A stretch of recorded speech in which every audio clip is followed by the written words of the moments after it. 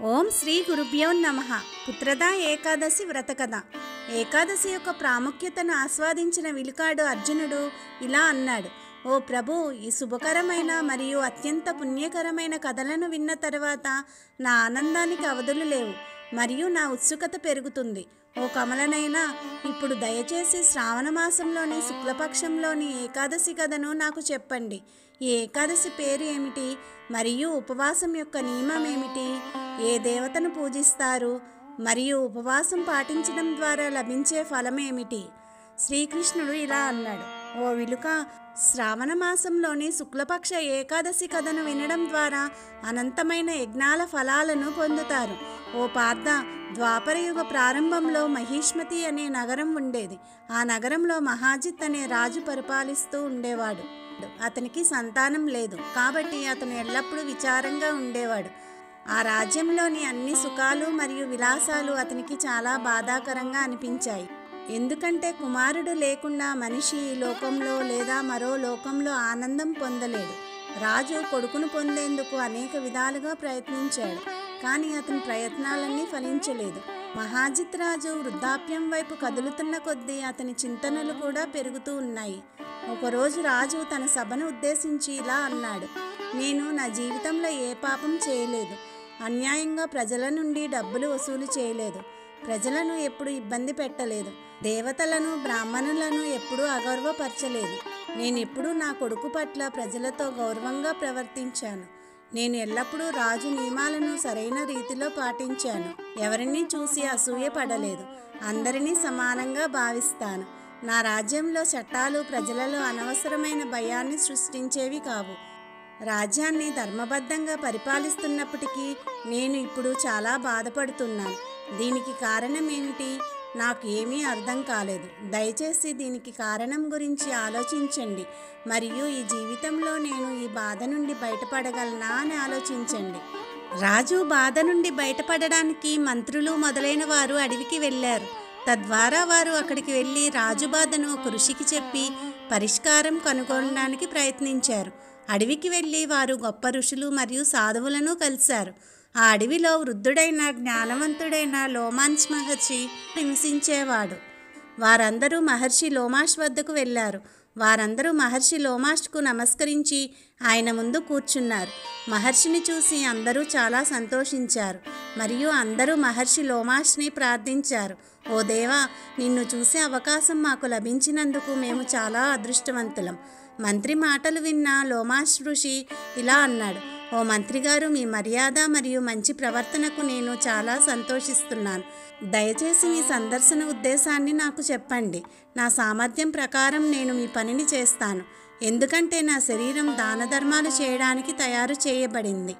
లోమాష్ అనే మహర్షి చెప్పిన మృదువైన మాటలు విన్న మంత్రి ఇలా అన్నాడు: ఓ ఋషి, మా విషయాలన్నీ తెలుసుకోవడంలో మీరు బ్రహ్మ కంటే ఎక్కువ సమర్థులు, కాబట్టి దయచేసి మా సందేహాలను తొలగించండి. మహిష్మతి అనే నగరానికి చెందిన మహాజిత్ చాలా ధర్మాత్ముడు. అతను తన ప్రజలను కన్నబిడ్డల వలె చూసుకుంటాడు. అయినప్పటికీ అతను సంతానం లేనివాడు.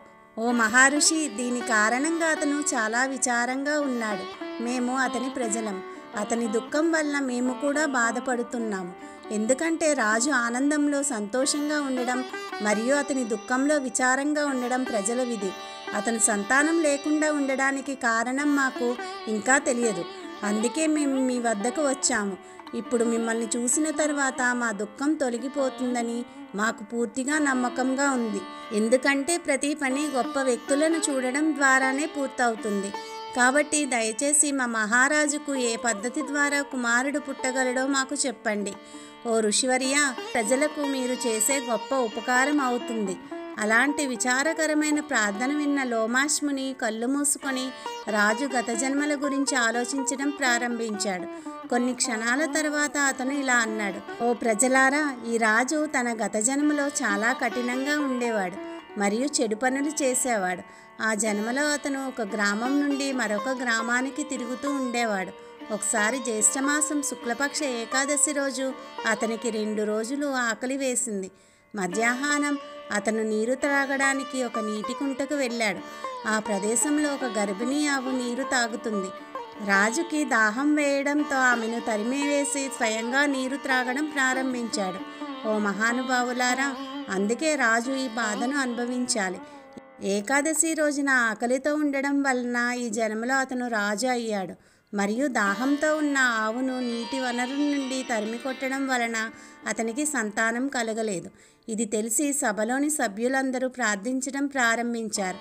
ఓ మహర్షి, పుణ్యం వల్ల పాపాలు నశిస్తాయని శాస్త్రాలలో వ్రాయబడింది. కాబట్టి దయచేసి మా రాజు గత జన్మలోని పాపాలు నశించి అతనికి కుమారుడు పుట్టే విధంగా ఒక పరిహారం గురించి మాకు చెప్పండి. సభలోని సభ్యులు ప్రార్థనలు విన్న లోమాష్ముని ఇలా అన్నాడు. మీరందరూ శ్రావణ మాసంలోని శుక్లపక్షంలో పుత్రదా ఏకాదశి రోజున ఉపవాసముండి రాత్రంతా జాగరణము చేసి ఆ ఉపవాస ఫలాలను రాజుకి ఇస్తే మీ రాజుకు ఒక కుమారుడు పుడతాడు. రాజు కష్టాలన్నీ నశించిపోతాయి అని పలుకుతాడు. ఈ పరిహారాన్ని తెలుసుకున్న మంత్రితో సహా అందరూ మహర్షికి కోటిసార్లు కృతజ్ఞతలు తెలిపి ఆయన ఆశీస్సులు తీసుకుని తమ రాజ్యానికి తిరిగి వచ్చారు.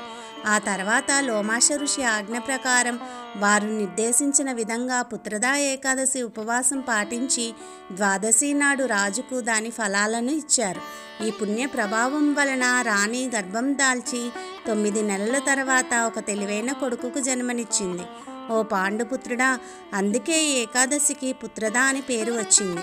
పుత్రుడు కావాలని కోరుకునే వ్యక్తి శ్రావణ మాసంలోని శుక్లపక్షంలో ఏకాదశి ఉపవాసం పాటించాలి. ఈ ఉపవాసం ప్రభావం వలన ఈ లోకంలో ఆనందం, పరలోకంలో స్వర్గం లభిస్తాయి. కథ సారాంశం: పాపపు పనులు చేస్తున్నప్పుడు ఒక వ్యక్తి తాను ఏమి చేస్తున్నాడో ఆలోచించడు. కానీ ఒక వ్యక్తి చేసే చిన్న పాపం కూడా అతన్ని భయంకరమైన దుఃఖానికి గురి చేస్తుందని గ్రంథాల ద్వారా తెలుస్తుంది. కాబట్టి ఒక వ్యక్తి పాపపు పనులు చేయడానికి భయపడాలి. ఎందుకంటే పాపం అనే ఈ రాక్షసుడు పుట్టక నుండి పుట్టుక వరకు అతన్ని విడిచిపెట్టడు. సత్య ప్రతిజ్ఞను పాటిస్తూ ఒక వ్యక్తి దేవుని పట్ల పూర్తి విశ్వాసం మరియు భక్తిని కలిగి ఉండాలి. మరియు ప్రపంచంలో ఒకరి హృదయాన్ని బాధ పెట్టడం కంటే పెద్ద పాపం మరొకటి లేదని ఎల్లప్పుడూ గుర్తుంచుకోవాలి. హరి ఓం తత్సత్. స్వస్తి. శ్రీకృష్ణార్పణమస్తు.